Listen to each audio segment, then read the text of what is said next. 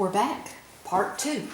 Now you can see I've gone ahead and painted around the side of the canvas. I've not painted all the way down because that's where our lupines are going to be growing. So now let's start working on finishing out these pansies. And as I move closer to the foreground, they're going to get a little bigger. So I'm coming in here. These are going to be whites and little lavenders, but they'll kind of pop up in front of these rocks. And I'll start getting some of the shapes.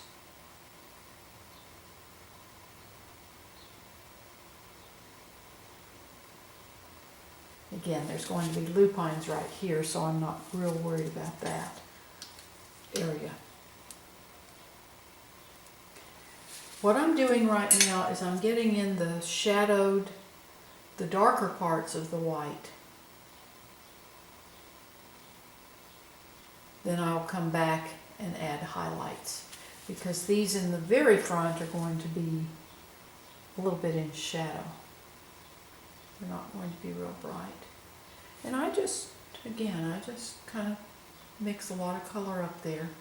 The pansies grow in clumps, so you'll have a clump of the red or purple, and then you'll have a clump of white, and it's like right out here we've got some of our red purple ones. Add a little more. Add some of the shapes. And you can see I can use that corner of that great big brush to make some of those details. Now these in here are going to be white ones.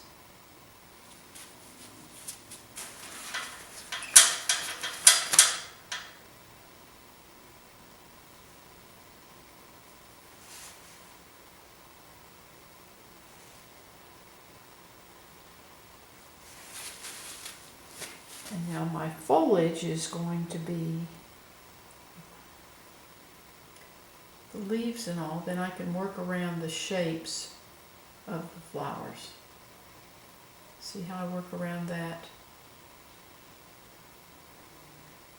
And I'm getting to where I'm going to want a little bit smaller brush. And this is a little warmer green. This has added more of the cadmium yellow medium and also a little bit of cadmium lemon. Just makes it a little bit brighter, brings it forward, makes it warmer. Warm colors come forward, cool colors go back. So I want my greens as I go back to get cooler or bluer. As they come forward, I want them warmer. A little more yellow, a little more orange. So I just work the greens in and around my flower color. Again, I'm not worried about painting the side of the canvas right now. A little smaller brush.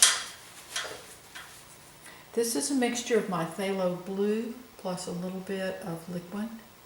That just gives me a nice cool dark in the depth of the foliage.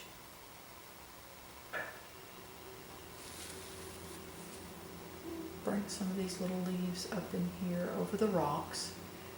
This is the not upcountry, that sounds like, that's Hawaii, that's the term that you use in Hawaii. This is New York, upstate New York around the Finger Lakes. Gina spent a lot of time in this area as a girl with her sister and her dad, and that's what the deer represent. The buck is her father, and then the two fawns are she and her sister. So this is to just give her lots of good memories of spending time up there with her dad and sister. Let's see now, lupines are going to be in here, so I'm not worried about that. Now I'm going to come back and start defining my pansies. And they almost are like little faces.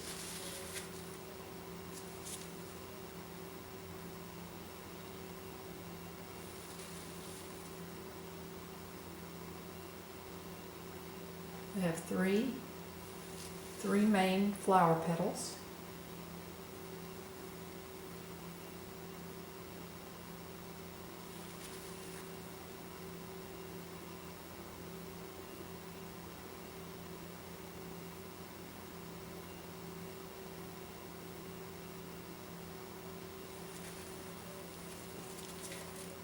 Now I'm using just some pure white in here to, if the sun comes down, these are going to be, the sun's going to hit these. And these back here that are this magenta pink are going to have a little bit of a highlight. Not much, but just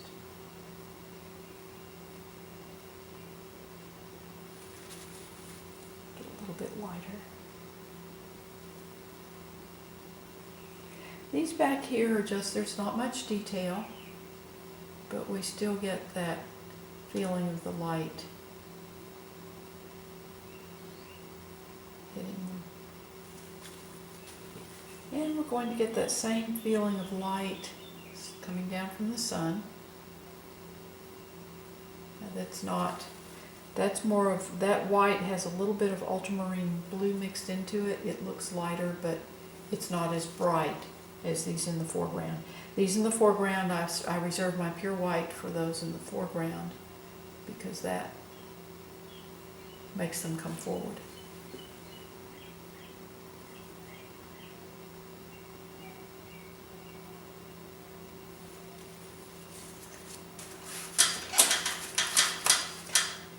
These are a little clump of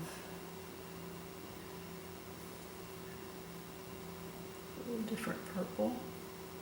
These are just a mix of different colors of pansies.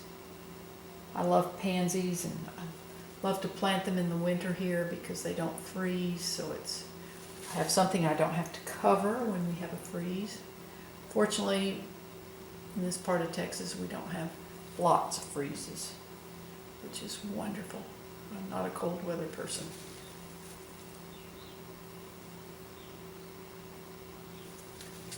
Jack and I have lived in all sorts of areas, and our one prerequisite was it had to be warm. We've lived in Hawaii 3 different times and 3 different islands. We've lived on the Big Island, we've lived on Oahu, we've lived on Maui, and just really enjoyed it. We've lived all different areas in the United States, but it had to be warm.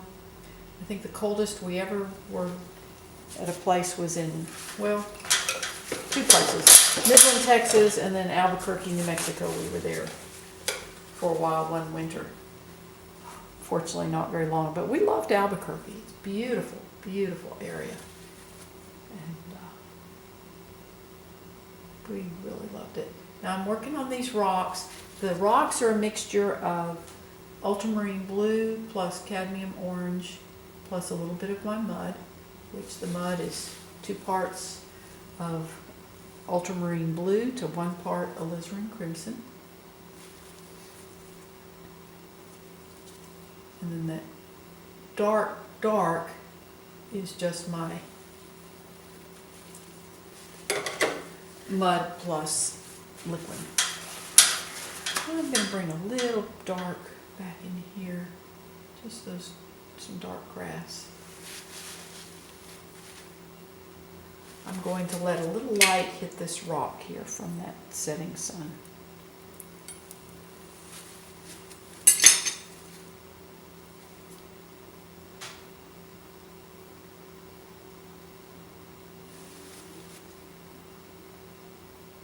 You know, I think I need to keep those dark so the flowers stand out better. Okay, now let's add the little faces on these petunias. Just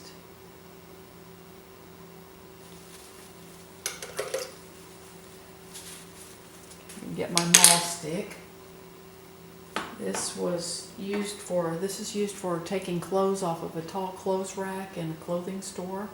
We found these at the Container Store. It hooks over the top of my easel.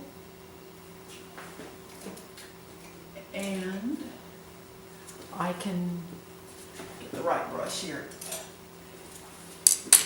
I can just brace my hand on it to do these finer details. I think you can see that. I think that's in the frame. There we go. Here's how I do it. And I can just then start putting in my little faces on my petunias. Now back here they're not real apparent. I'm just kind of really making some dark spots in there for them. And we don't, as we go back, we really don't even see them because they're so far away. And just start putting a few of those in. Put some back in here. We just want to get the feel of them. Again, I don't get real detailed back here because we want those to go back.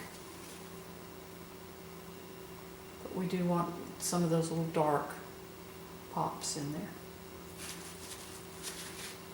I'm using a mixture of my magenta plus a little bit of liquid to make those darks.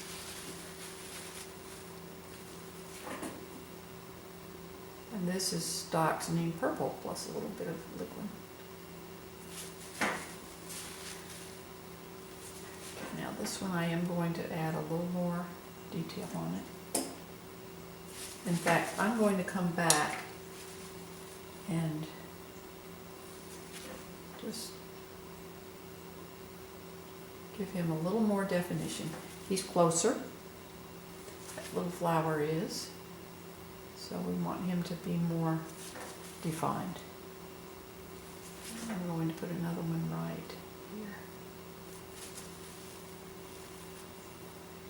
These are just growing in a patch right close. Okay, now as we come forward, I'm going to start putting I'm going to work on those later, but let me show you how I do these that are closer. But I start putting the little faces on these.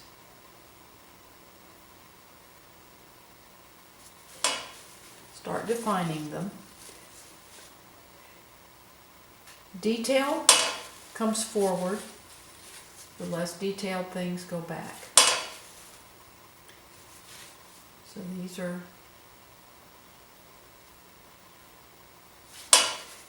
pansies are kind of in a sense like sunflowers. When you add this little dark face, it just immediately identifies these flowers as pansies.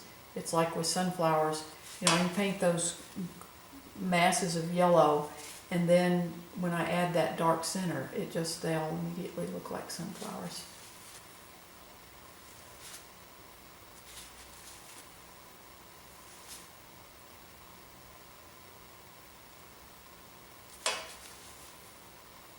This is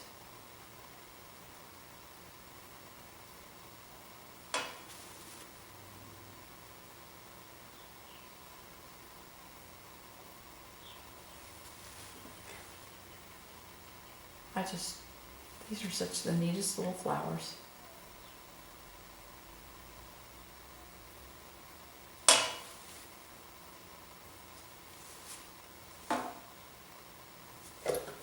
And there'll be some back here that are maybe behind others. It's my maul stick hitting against the easel or my palette. And we get less defined as we go back. These are not as defined, they're a little further away. And then as we come up here, these are a little bit bigger. One of the hardest things I have to do when putting elements like this together with the animals and the birds and things is I really have to be careful to check my proportions on the flowers, because a lot of times I'll get the flowers too big, but mainly too big. I usually don't get them too small, but I have to make sure that my flowers are the correct proportion to my critters in the painting. if I'm doing hummingbirds or whatever. If I'm doing hummingbirds or butterflies, I usually paint them in after I've done the flowers. That way I don't have to, then it's much easier to get the size relationships.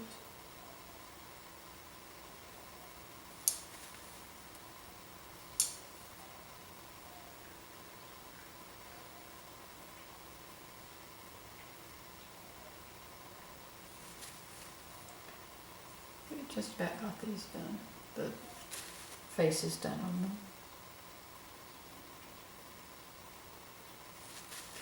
Then I come back and with a thin, fine liner brush, mix a little white into my green. I'll add stems, and as Jack would say, add the stems in pieces, like buy mushrooms, canned mushrooms, the stems in pieces. But I just bring in my little stems.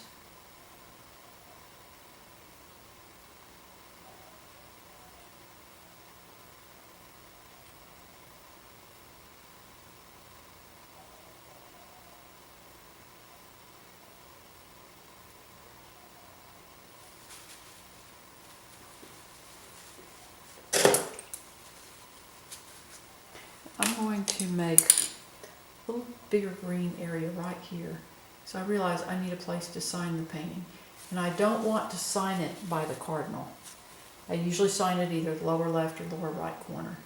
So I'll bring in a little of my green here to sign it in here. And I sign my paintings with cadmium red light. And so I like to have some green around it because then that just makes the signature a little bit brighter. So we'll just have some dark foliage in here.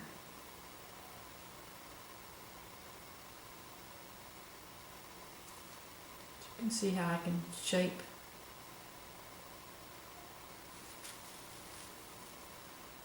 my blossoms. I'm going to add a few little leaves.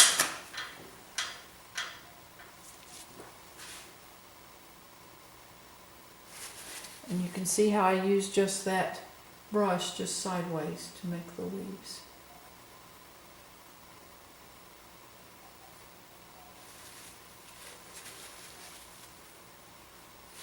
In fact, I'm even going to take this guy out and just wipe him out. Bring some green over that, yeah. And then all my lupines will come down here and they'll come all the way off, so that'll make a better design anyway.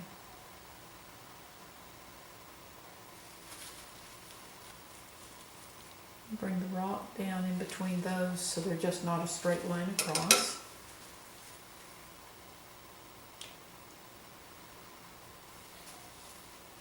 Well, thank you for watching. I wanted to tell you, I've had a lot of people ask me that have children that are interested in art. They say, how do I get them started? And the best way to do that is to encourage them to draw. I was very fortunate when I was little. I loved horses, and my mother I had a collection of plastic horses, and my mother would take one down off the shelf and say, draw this. And what that did is that helped develop that eye-hand coordination. I learned to be able to look at something and get it down accurately on paper. And that's really one of the best ways that you can do to encourage your children to, if they like art, if they want to be artists, teach them to draw and let them learn to draw real things. Take a mug or a coffee cup, and that's really the best way to teach them. So thank you again. And I appreciate you watching my YouTube video. Please visit my blog. The link is in the description below. And you have a wonderful, wonderful day.